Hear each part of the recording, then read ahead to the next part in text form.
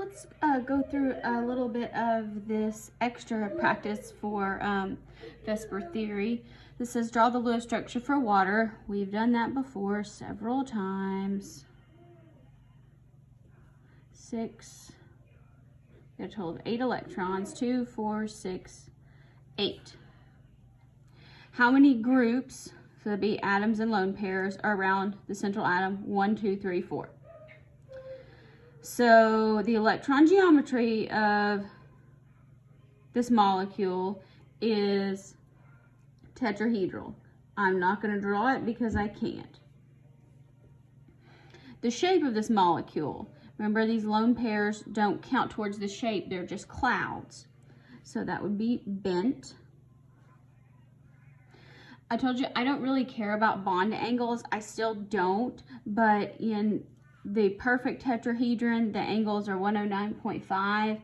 Here, these electrons are actually going to push everything, these further apart and these closer together. So we'll just say the bond angle is less than 109.5. Some may say 107, 105.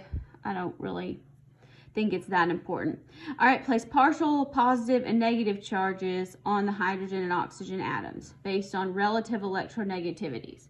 You'll have access to an electronegativity chart if you need it, but oxygen is more electronegative, so the oxygen is going to be partially negative, and each of these hydrogens are going to be partially positive. That's the delta there.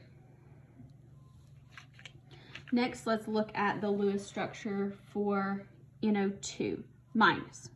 So nitrogen has 5, oxygen has 6, and we got one additional one, so we have a total of 18 electrons. So here, nitrogen, oxygen, oxygen, 2, 4, 6, 8, 10, 12, 14, 16, 18. So how many groups do we have? 1, 2, 3. 3 groups. So that means the electron geometry is going to be trigonal planar. I am not drawing this because I can't.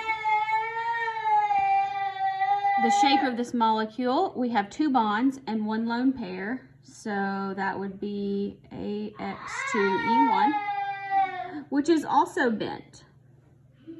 So this bond angle here, normally in the trigonal planar, you would have 120 degrees.